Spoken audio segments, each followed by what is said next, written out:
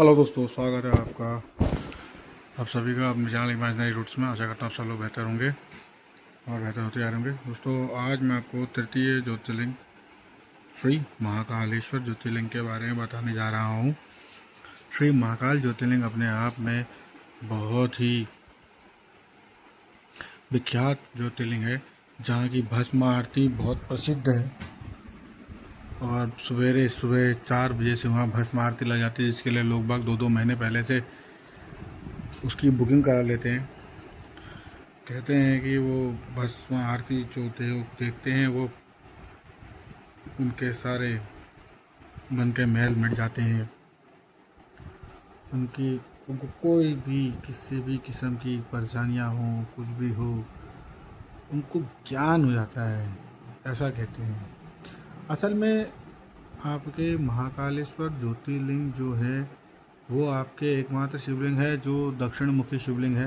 ये शिवलिंग आपके दक्षिण मुखी है और दक्षिण दिशा जो होती है यम की होती है, यानी कि काल की। लेकिन कालों के काल है महाकाल, इसीलिए तो कहा जाता है वहाँ पर को तीनों लोग नौखंड में महाकाल से बढ़कर न होए कोई। तीन लोग लोक में महाकाल से बढ़कर न होए कोई नौखंड में। अब आपके हम जब महाकाल ज्योतिर्लिंग की बात करते हैं तो आपके महाकाल ज्योतिर्लिंग आपके उज्जैन में है। उज्जैन को आपके नाभि केंद्र भी कहा जाता है पृथ्वी का। भूमध्य रेखा और कर्क रेखा का यहाँ पर को आपस में कटाव होता है, कहते हैं। समय की गणना ही यहीं से शुरू होती है, कहते हैं। प्राचीन काल से लेके आज भी जीरो मेरिडियन भी बोला जाता है, प्राइम मेरिडियन, अब आजकल प्राइम मेरिडियन भी करके भी बोलते हैं। ये सब तो आपके वो चीज़ें हैं जो आपको नेट में आपको पढ़ने को मिल जाएंगी, लेकिन मैं आपको बताता हूँ महाकाल ज्योतिर्लिंग की एक पहले तो थोड़ा सा ये परिचय जो हुआ वो आप लोगों ने कर लिया वीडियो के माध्यम से। अब आपको मैं पहले बताता हूँ महाकाल ज्योतिर्लिंग के प्रादुर्भाव की। ये है तो स्वयंभू ज्योतिर्लिंग। ये आपके एक बार जब उज्जैन में आपके दारुका वन करके भी बोला जाता था, दारुका वन ऐसे करके कुछ नाम था। उज्जैन अवंतिका, सॉरी दारुका वन कह रहा हूँ, अवंतिका करके बोला था। तो यहाँ पर आपके आदिकाल से बहुत से तीर्थ थे और यहाँ पर पूजा पाठ भी होती थी और लोग बाग यहाँ पर को आपके आए और ब्राह्मणों ने यहाँ पर शिवलिंग बना के, शिवलिंग एक यज्ञ चल रहा था। तब वहाँ पर एक दूषण नाम का एक राक्षस था जो बहुत उत्पाती था और जो बहुत परेशान कर रहा था। तो वहाँ पर एक ब्राह्मण परिवार था, कुछ भाई थे, वो अपना नहीं डिगे। जो लोग उठे वो तो कटे मरे और जो नहीं उठे इनको ही मारने के लिए जब वो आगे बढ़ा तो इन्होंने तो भगवान भोलेनाथ में अपना मन रमाए हुए थे। तो उसी मतलब जो यज्ञ हो रहा था, यज्ञ के वहाँ पर को एक गड्ढा बन गया, कहते हैं। वहाँ से आपके प्रकट हुए भोलेनाथ और वहाँ से प्रकट होके उन्होंने हुंकार से ही उसका नाश कर दिया, उस राक्षस का। राक्षस तो मर गया, परंतु आपके लोगों ने भगवान की स्तुति करी, महाकाल स्तुति करी। फिर उसके बाद उनसे कहा कि आप सदैव यहीं विराजमान हो जाइए आपके हमेशा के लिए। तो भगवान भोलेनाथ आपके वहीं महाकाल स्वरूप में वहाँ प्रकट हो गए। और वैसे तो आपके एक चीज़ और भी है, कहा यह जाता है कि स्वर्ग लोक में, पाताल लोक में और पृथ्वी लोक में 3 ही शिवलिंग हैं जो एक ही शिवलिंग है।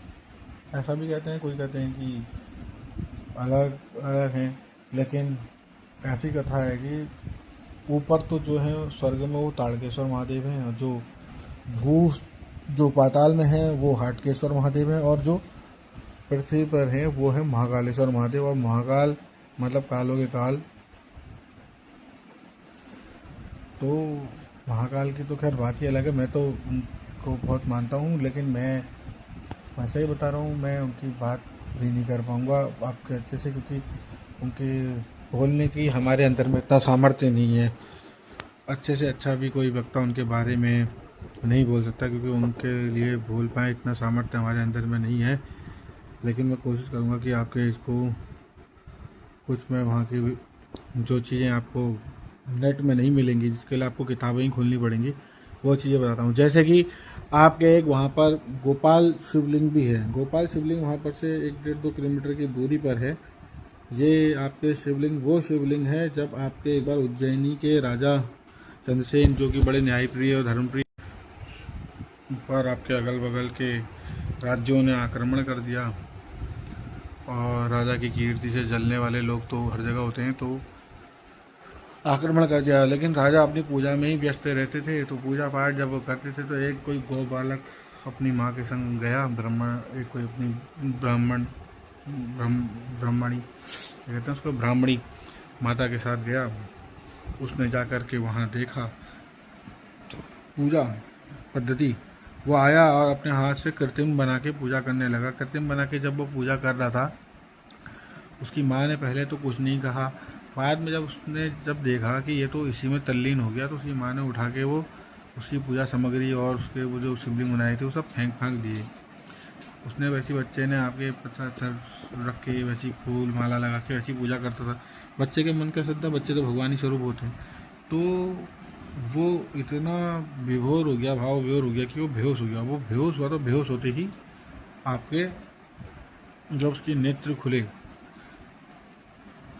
तो उसने देखा जहाँ पर उसने शिवलिंग बना रखा था वहाँ पर एक बहुत ही भव्य मंदिर बन गया है, और जो उसके सामने जो उसका घर है वो आपके एक राजमहल बन गया। उसकी माँ भी आपके रत्नाभूषणों से सुशोभित हो गया आपके बिल्कुल। अब ये कीर्ति फैल गई पूरे शहर में, राजा भी आए देखने, राजा भी बड़े प्रसन्न हुए। जो राजा अगल बगल के राजाओं ने जो आक्रमण कर रहे थे, वो ये कीर्ति सुन के डर गए कि उनके वहाँ के तो राजा तो खुद शिव भक्त है ही, और उसके वहाँ के तो बच्चे भी इतने बड़े शक्ति भक्त हैं कि उनके प्रभाव से महादेव वहाँ प्रकट जा रहे। तो वो शिवलिंग को देखने के लिए और राजा से क्षमा याचना करने के लिए वो सब लोग वहाँ मंदिर में आए। तो इसी बीच में वहाँ हनुमान जी भी पधारे। हनुमान जी वहाँ आए, हनुमान जी ने उसको वरदान दिया और कहा तेरे 8वीं पीढ़ी में वसुदेव के वहाँ आपके श्री हरि अवतार श्री कृष्ण का जन्म होगा। ऐसे करके एक ये कथा है।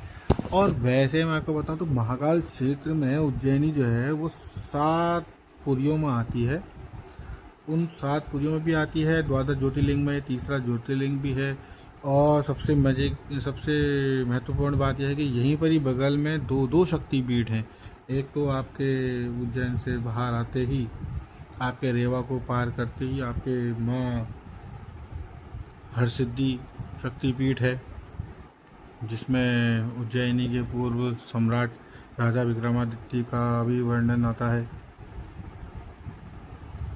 और एक आपके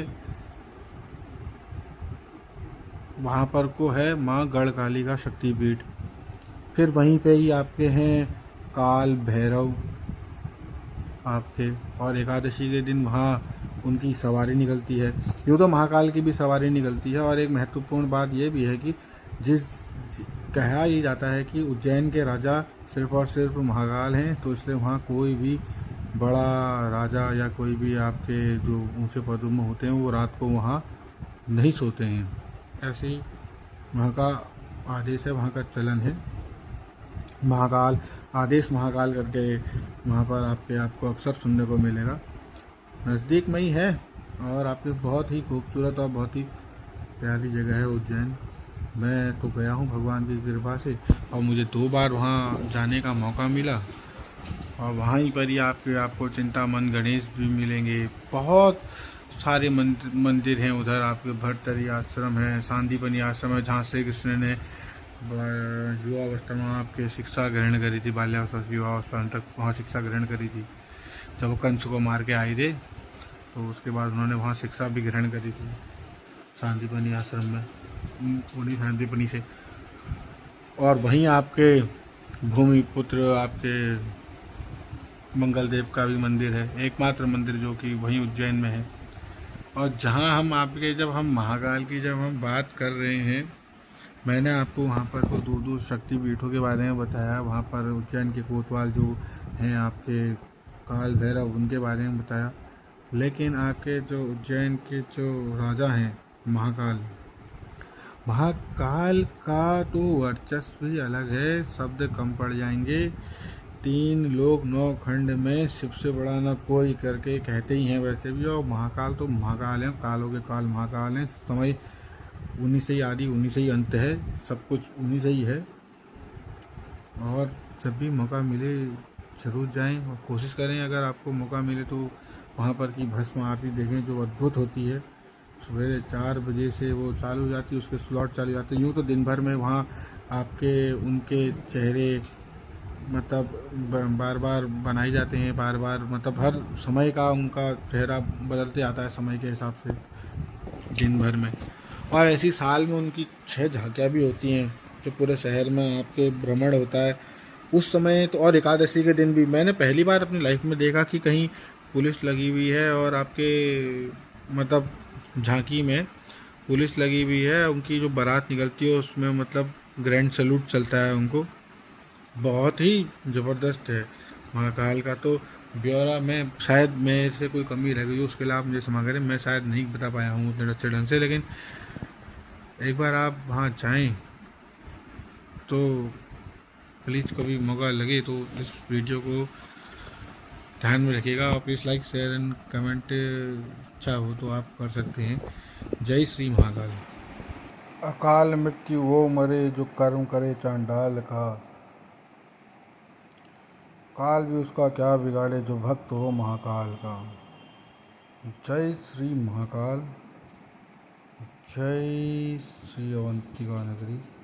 दोस्तों अवंतिका नगरी अपने आप में बहुत बड़ी नगरी है, पूरी है। यहाँ आपके श्राद्ध भी गया के तुल्य माना जाता है। ये महाकाल ज्योतिर्लिंग जो है आपके अपना रेवा नदी के किनारे हैं। यहाँ पर कुछ सिद्ध वट जो 3 वटों आपके जो फेमस हैं,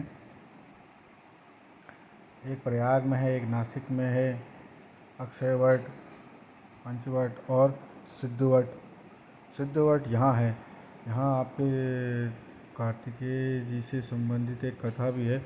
अब मैं सभी कुछ आपको बता दूंगा तो फिर आपको वहाँ जाके फिर आपका सस्पेंस वो हो जाएगा। एक बार आप जाएं वहाँ, वहाँ इतनी सारी चीज़ें हैं उज्जैन में। कालों के काल स्वयं महाकाल हैं वहाँ। और महाकाल आपकी रक्षा करें, आपके परिवार के, आपके बच्चों की, आपके इष्ट मित्रों की। इसी के साथ आप आज्ञा दें। जय श्री महाकाल, हर हर महाकाल।